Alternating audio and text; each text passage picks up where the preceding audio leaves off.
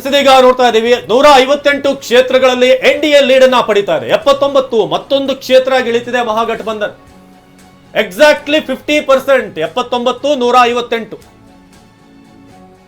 ಅರ್ಧಕ್ಕರ್ಧ ಈಗ ಲೀಡ್. ಈಗ 158ರಿಂದ 79 ಡಿಫರೆನ್ಸ್ ಅನ್ನ ನೋಡಿದ್ರೆ 50% ಇಳಿದಿದೆ. ಈಗ NDA 158, 79 ಮಹಾಗಠಬಂಧನ್, 3 JSP, 3 ಇತರ. ಒಂದು ಮಾತ್ರ ಸ್ಪಷ್ಟ, 20 ವರ್ಷಗಳ ನಂತರವೂ ಕೂಡ ನಿತೀಶ್ ಬಗ್ಗೆ ಜನರಿಗೆ ತುಂಬಾ ಬೇಸರ ಆಗಲಿ ಅಥವಾ ಹೇವರಿಕೆ ಅಂತ ಏನು ವಿಪಕ್ಷಗಳು ಬಿಂಬಿಸ್ತಾ ಇದ್ವಲ್ಲ, ಆ ರೀತಿಯ ಸ್ಥಿತಿ ಖಂಡಿತವಾಗ್ಲೂ ಇಲ್ಲ. ಈಗಲೂ ಕೂಡ ನಿತೀಶ್ ಕುಮಾರ್ ಆ ರಾಜ್ಯದ ಫೇವರಿಟ್ ಅನ್ನುವಂಥದ್ದು ತುಂಬಾ ಸ್ಪಷ್ಟವಾಗಿ ಗೊತ್ತಾಗ್ತದೆ. ಏನು ಪಲ್ಟು ರಾಮ್ ಅಂದರೂ ಕೂಡ ನಿಲುವಿಲ್ಲ ಅಂತ ಹೇಳಿದ್ರು ಕೂಡ ಇವ್ರು ತಂದಿರುವಂಥ ಬದಲಾವಣೆ ಇದೆಯಲ್ಲ, ಆ ಬದಲಾವಣೆಯನ್ನು ಜನ ಮರ್ತಿಲ್ಲ ಅನ್ನೋದು ಕೂಡ ತುಂಬ ಸ್ಪಷ್ಟ. ಯಾಕಂದರೆ ಲಾಲು ಆಡಳಿತದ ಸಂದರ್ಭದಲ್ಲಿ ಆದಂಥ ಬಿಹಾರದ ಸ್ಥಿತಿ ಮತ್ತು ದುಸ್ಥಿತಿ ಅದನ್ನು ನಿಧಾನಕ್ಕೆ ಹೊರಗಡೆ ತಂದ ನಿತೀಶ್ ಕುಮಾರ್ ಅದನ್ನು ಇನ್ನೂ ಕೂಡ ಜನ ಜ್ಞಾಪಕ ಇಟ್ಕೊಂಡಿದ್ದಾರೆ. ಎಣ್ಣೆ ಹೊಡೆದು ಸಾಯ್ತಾ ಇದ್ರು ಜನಗಳು, ಅಷ್ಟರ ಮಟ್ಟಿಗೆ ಆಗಿತ್ತು. ಅವ್ರು ಮೊದಲು ಅವ್ರು ಹೇಳಿದ್ದೇನು ಅಂತಂದ್ರೆ ನಾನು ಇಲ್ಲಿ ಬಂದು ನಿಲ್ಲಿಸ್ತೀನಿ ಅಂತೇಳಿ ಅಂತ. ಹೆಣ್ಣುಮಕ್ಕಳು ಎಷ್ಟರ ಮಟ್ಟಿಗೆ ಅಂತಂತಂದರೆ ತುಂಬ ಇವ್ರನ್ನ ಕಂಡ್ರೆ ಗೌರವ ಶುರುವಾಗ್ಬಿಡ್ತು. ಅದು ಸಂಗತಿ. ಇದು ನೋಡಿ, ಯಾವಾಗಲೂ ಕೂಡ ರಾಜಕಾರಣ ಅನ್ನುವಂಥದ್ದು ಆ್ಯಡ್ ಆಗ್ತಾ ಹೋಗಬೇಕು. ನಿಮಗೆ ಆ ಕ್ರೆಡಿಬಿಲಿಟಿ ಅನ್ನೋದು ಆ್ಯಡ್ ಆಗ್ತಾ ಹೋಗ್ತಾ ಹೋಗ್ತಾ ಹೋಗ್ತಾ ಹೋಗ್ತಾ ನೀವು ಅದನ್ನು ವೃದ್ಧಿಸ್ತಾ ಹೋಗ್ತೀರಿ. ಯಾವಾಗಲೂ ಒಂದು ಸರಿ ಬಂದ್ಬಿಟ್ಟು ನಾವು ವೃದ್ಧಿ ಮಾಡ್ಕೊಂಡ್ಬಿಡ್ತೀವಿ ಅಂದ್ರೆ ಆಗಲ್ಲ. Credibility is very very important. ಆ ಕ್ರೆಡಿಬಿಲಿಟಿ ಇದೆಯಲ್ಲ, ವಯಸ್ಸಾಗಿರ್ಬೋದು, ಮರವಿನ ತೊಂದರೆ ಇರ್ಬೋದು, ಅವರಿಗೆ ಹುಷಾರಿಲ್ಲದಂಗಿರ್ಬೋದು, ಪ್ರಶ್ನೆ ಬೇರೆ. ಆದರೆ ಆ ಕ್ರೆಡಿಬಿಲಿಟಿ ಅನ್ನುವಂಥದ್ದು ಇದೆಯಲ್ಲ, ಆ ಕ್ರೆಡಿಬಿಲಿಟಿಯ ಛಾಯೆ ಇದೆಯಲ್ಲ, ಅದು ಕಡಿಮೆ ಆಗಿಲ್ಲ. ಅದು ತುಂಬ ಸ್ಪಷ್ಟ. ಈಗಲೂ ಕೂಡ ಯಾರ ಮೇಲೆ ನಂಬಿಕೆ ಇಡಬಹುದು ಅನ್ನೋದಾದರೆ ನಿತೀಶ್ ಕುಮಾರ್ ಮೇಲೇ ನಂಬಿಕೆ ಇಡಬಹುದು ಅಂತ ಜನ ಮತ್ತೊಂದು ಸರಿ ತೋರಿಸಿದ್ದಾರೆ. ಇನ್ನೊಂದು ವೆರಿ ಇಂಪಾರ್ಟೆಂಟ್ ಸಂಗತಿ ಏನು ಅಂತಂದರೆ, ಮಹಿಳೆಯರ ಅಕೌಂಟಿಗೆ ಬಿದ್ದಂಥ ಹಣ. ಯಾವಾಗಲೂ ಆಡಳಿತದಲ್ಲಿರುವಂಥ ಪಾರ್ಟಿಯವರು ಏನು ಹಣ ಹಾಕ್ತಾರೆ ಅಥವಾ ಸ್ಪಂದಿಸ್ತಾರೆ, ಅದು ಜನರಿಗೆ ಹೆಚ್ಚು ಮುಟ್ಟುತ್ತೆ. ಯಾರೋ ಬರ್ತೀವಪ್ಪ ಬಂದಮೇಲೆ ಹಾಕ್ತೀವಿ ಅನ್ನೋವಂಥದ್ದು ಬೇರೆ ವಿಚಾರ. ಕರ್ನಾಟಕದಲ್ಲಿ ಹೆಂಗಾಗಿತ್ತು ಅಂದರೆ BJP ಅಷ್ಟರ ಮಟ್ಟಿಗೆ ಕಟ್ಸ್ಕೊಂಡಿತ್ತು. ಸಾಕಪ್ಪ ಇವರು ಸವಾಸಾನು ಅಷ್ಟರ ಮಟ್ಟಿಗೆ ಆಗಿತ್ತು. ಹಾಗಾಗಿ ಕಾಂಗ್ರೆಸ್ಗೆ ಹಾದಿ ಬಹಳ ಸುಗಮವಾಗಿಬಿಟ್ಟು, ಜೊತೆಗೇನು ಅಂತಂದರೆ ಭಾಗ್ಯಗಳು ಕೂಡ ಅವರ ಕೈ ಹಿಡಿದು. ಇಲ್ಲಿ ಕರೆಕ್ಟ್. ಸೊ ಇಲ್ಲಿ ಸಂಗತಿ ಬೆನಿಫಿಟ್ ತಗೊಂಡ್ರು. ಎಸ್ ಬನ್ನಿ ಇದ್ರ ಬಗ್ಗೆ ಮಾತಾಡ್ಲಿಕ್ಕೆ ಈಗ ಕೇಶವ್ ಪ್ರಸಾದ್ ನಮ್ಮ ಜೊತೆ ಜಾಯ್ನ್ ಆಗಿದ್ದಾರೆ. ಸದ್ದು ಗದ್ದಲದ ರಾಜಕಾರಣದ ನಡುವೆ ಸದ್ದಿಲ್ಲದೇ ಕೆಲಸ ಮಾಡ್ತಿರುವಂತಹ ಕೇಶವ್ ಪ್ರಸಾದ್ ಕಾರ್ಯಕ್ರಮಕ್ಕೆ ತಮಗೆ ಸ್ವಾಗತ. ನೋಡ್ತಾ ಇದ್ದೀರಿ, ನಂಬರ್ ಏನಂತೀರಿ ಸರ್? ಇದು ಮೊದಲಿಂದಾನು ನಾವು ನಿರೀಕ್ಷೆ ಮಾಡಿದ್ವಿ. ಯಾಕೆಂದರೆ ತಳಮಟ್ಟದಲ್ಲಿ ನಾವು ಕೆಲಸವನ್ನು ಆವಾಗಲೇ ಸುಮಾರು ಒಂದು 9 ತಿಂಗಳ ಹಿಂದೆಯಿಂದ ಪ್ರಾರಂಭ ಮಾಡಿದ್ವಿ. ಅಂದರೆ ತಳಮಟ್ಟದ ಬೂತ್ ಲೆವೆಲ್ ಮಟ್ಟದಲ್ಲಿ ಕೆಲಸ ಏನಿತ್ತು ಅದು ತುಂಬ ಗಟ್ಟಿಯಾಗ್ತಾ ಹೊರಟಿತ್ತು. ಮತ್ತು ಅಲ್ಲಿಗೆ ಎಲ್ಲ ಸವಲತ್ತುಗಳು ಸಿಗ್ತಾ ಇದೆಯಾ ಅಂತ ಹೇಳಿ ಸಣ್ಣ ಸಣ್ಣ ಸಭೆಗಳನ್ನು ನಿರಂತರವಾಗಿ ಮಾಡ್ತಾ ಇದ್ವಿ.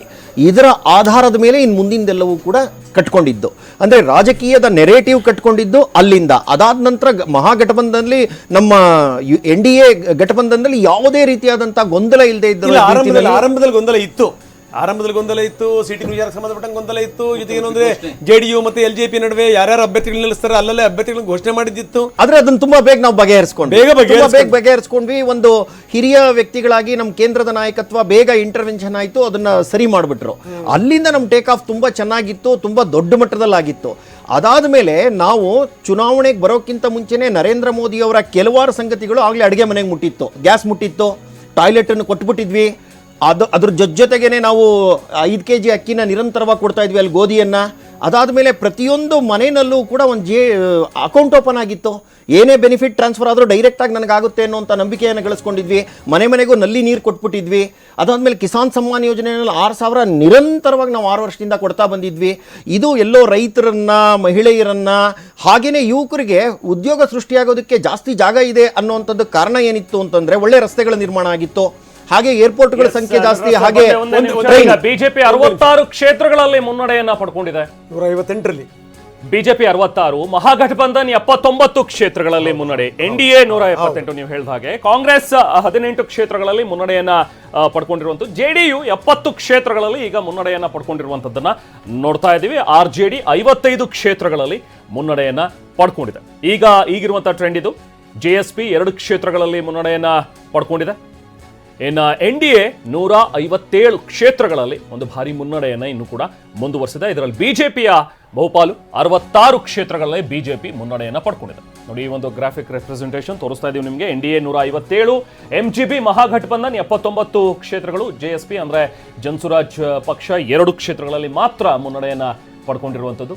ಇನ್ನು LJP ಇವೆಲ್ಲವೂ ಸೇರಿದಂತೆ ಇತರರಿದ್ದಾರೆ 5 ಕ್ಷೇತ್ರಗಳಲ್ಲಿ ಮುನ್ನಡೆಯನ್ನ ಪಡ್ಕೊಂಡಿವೆ. NDAದಲ್ಲಿರುವಂತಹ LJP 157 ಕ್ಷೇತ್ರಗಳಲ್ಲಿ NDA ಕೂಡ ಮುನ್ನಡೆಯನ್ನ ಪಡ್ಕೊಂಡಿದೆ. ಎಸ್ ಸರ್, ನಟರಾಜ್ ಸರ್, ನೀವು ಹೇಳ್ತಾ ಇದ್ರಿ ಒಂದೇನು ಅಂತಂದ್ರೆ ನೋಡಿ, ಬಿಜೆಪಿಯ ಜೊತೆಗೆ ಯಾವುದೇ ಪ್ರಾಂತೀಯ ಪಕ್ಷಗಳು ಸೇರಿದ್ರೆ ಹೇಗೆ ವಿನ್ ವಿನ್ ಸಿಚುಯೇಷನ್ ಕ್ರಿಯೇಟ್ ಮಾಡ್ತೀವಿ ಅಂತೇಳಿ ಬಿಜೆಪಿ ರಾಷ್ಟ್ರೀಯ ಮಟ್ಟದಲ್ಲಿ ತನ್ನ ಚಾಪನ್ನು ಪೂಡಿಸಿ ಡಬಲ್ ಇಂಜಿನ್ ಸರ್ಕಾರವನ್ನ ರಾಜ್ಯದಲ್ಲಿ ತಂದಾಗ ಸ್ಥಳೀಯ ಪಾರ್ಟಿಗಳು, ಈಗೇನು ನಿತೀಶ್ ಕುಮಾರ್ ಅವ್ರಿಗೆ ವಯಸ್ಸಾಗೋಯ್ತು, ಅವರು ಡೆಲಿವರ್ ಮಾಡಲ್ಲ ಅಂತ ಹೇಳಿ ನಮ್ಮ ವಿರೋಧಿಗಳು ಹೇಳ್ತಾ ಇದ್ರು. ಆದರೆ ಅವರನ್ನೇ ಪ್ರಬಲವಾಗಿ ನಿಲ್ಲಿಸಿ ಅವ್ರ ಸುತ್ತನೇ ನಾವು ಕಟ್ಟಿ, ಜೊತೆಗೆ ನಮ್ಮ ಕೇಂದ್ರದ ನಾಯಕತ್ವ ದಿನ ಬೆಳಗಾದ್ರೆ ಅಲ್ಲಿದ್ದು ನರೇಂದ್ರ ಮೋದಿ ಅವರು 14 ರ್ಯಾಲಿ ಮಾಡ್ತಾರೆ, ಅಮಿತ್ ಶಾ ಅವರು 36 ರ್ಯಾಲಿ ಮಾಡ್ತಾರೆ, ನಮ್ಮ ಉತ್ತರ ಪ್ರದೇಶದ ಮುಖ್ಯಮಂತ್ರಿ 31 ರ್ಯಾಲಿ ಮಾಡ್ತಾರೆ, ರಾಜನಾಥ್ ಸಿಂಗ್ 31 ರ್ಯಾಲಿ ಮಾಡ್ತಾರೆ. ಅಂದ್ರೆ ಪ್ರತಿಯೊಂದು ಚುನಾವಣೆಯನ್ನು ನಾವು ತಗೊಳ್ಳುವಂತ ಗಂಭೀರತೆ ಇದೆಯಲ್ಲ, ಅದು ತುಂಬಾ ದೊಡ್ಡ ಮಟ್ಟದ್ದು.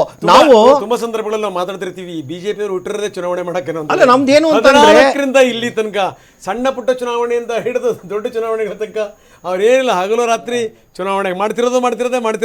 ನೋಡಿ, ಹೈದರಾಬಾದ್ ಉದಾಹರಣೆ ಕೊಡ್ತೀನಿ ನಿಮ್ಗೆ. ಹೈದರಾಬಾದ್ ನಲ್ಲಿ ಗ್ರೇಟರ್ ಹೈದರಾಬಾದ್ ಚುನಾವಣೆ ಇತ್ತು. ಪಂಡಿತರುಗಳು ಮದುವೆ ಮಾಡಿಸಷ್ಟೇ ಸುಲಭವಾಗಿ ನೀವು ಹಾಗಿಲ್ಲ, ಒಂದು ಮದುವೆ ಆಗ್ತಿದ್ದಂಗೆ ಇನ್ನೊಂದಕ್ಕೆ ರೆಡಿ, ಹಂಗೆ ನೀವು ರೆಡಿಯಪ್ಪ ನೀವು ಯಾವಾಗಲೂ. ಗ್ರೇಟರ್ ಹೈದರಾಬಾದ್ ಚುನಾವಣೆಯಲ್ಲಿ 6 ದಿನ ಕೂತಿದ್ರು ಅಮಿತ್ ಶಾ ನಮ್ಮ ಕಾರ್ಯಕರ್ತರ ಜೊತೆನಲ್ಲಿ.